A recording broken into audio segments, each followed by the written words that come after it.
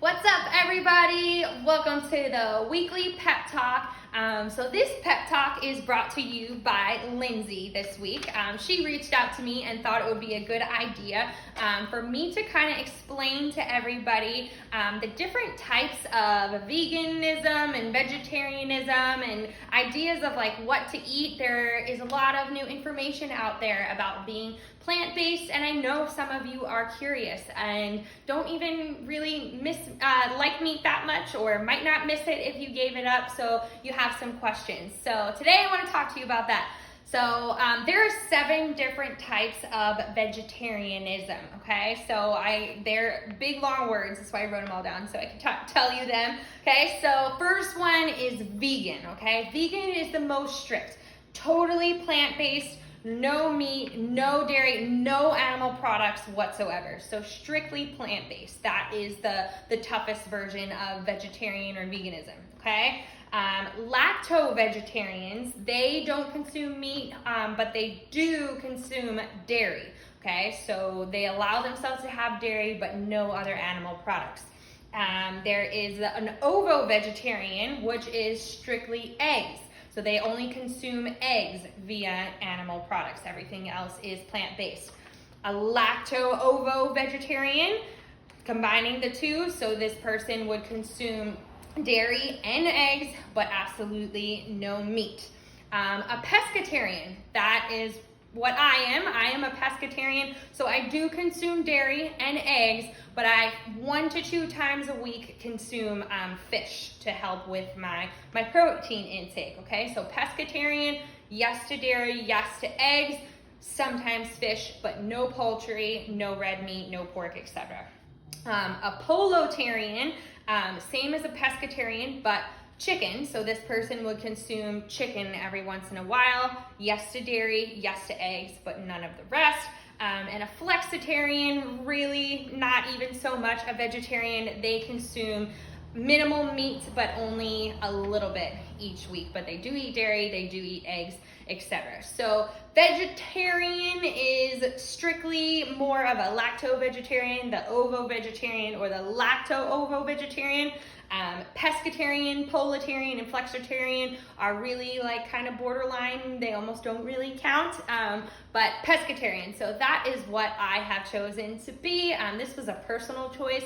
Recently, I do have heart disease on both sides of my family. I did give veganism a try for a little bit, and although it wasn't for me for the long term, I didn't necessarily miss meat, so I decided to just not go back to it. So that's kind of what I'm doing right now, and that's not right for everybody, but it is right for some. So just some more information.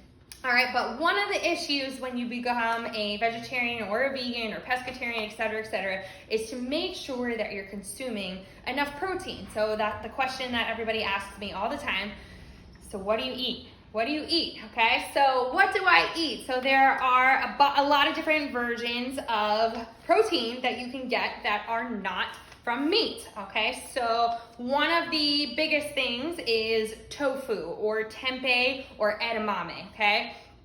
Those are super high in protein. Unfortunately, I do have a soy allergy, or anybody else who has a soy allergy out there, that is not an option for us for protein. Another option is lentils or legumes like chickpeas. Beans have a ton of protein. They also do have a good amount of carbohydrates, but they do have a decent amount of protein.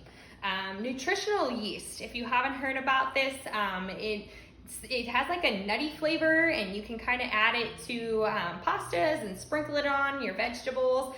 That does contain protein as well. Hemp seed is another one. You will find protein powders made out of hemp seed. You can also sprinkle it on your yogurt or put it in a protein shake. Certain grains are higher in protein as well. So quinoa is super high in protein. Other grains such as like spelt and barley, those also can be high in protein. So you will find some breads. For example, a brand that I use is Dave's Killer Bread. Their bagel has like 15 to 20 grams of protein in their bagel because they're utilizing all these higher protein grains. Another kind is ultra filtered milk. okay? Ultra filter, that's hard to say fast. So I use Fairlife skim milk, which is ultra filtered. So that means it's kind of filtered twice to eliminate a lot of the sugars, but you do contain the high amounts of protein in the milk. Another one, nuts and seeds, so pumpkin seeds or sun butter or almond butter. Those do have a good amount of fats, but also a source of protein. Last one, protein powder, and there are so many different kinds depending on which type of vegetarian or vegan you are. There are plant-based proteins, there are whey protein, which is dairy, casein protein, which is a great slow absorbing protein, awesome to have at nighttime so you absorb it while you sleep. And there's also protein powders made from egg whites nowadays. All right, so there are a lot of ways that you can get protein sources, although being a vegetarian or a vegan or a pescatarian or whatever you decide to be, the truth of the matter is that it's hard work and there's education involved. You can't just really decide that you're going to be a vegetarian and then find yourself eating a bowl of pasta with marinara sauce every day for dinner, because that's not going to benefit you any more than it would be to have a steak and broccoli. Okay, so if you guys have more questions for me about being a pescatarian or a vegan or a vegetarian or anything along those lines, I've found a ton of different products, especially with my allergy to soy. It's been difficult, so it's been an educational experience for me, and I'm happy to help you guys if you have any questions. So make sure to reach out. All right, see everybody later. Have a good day.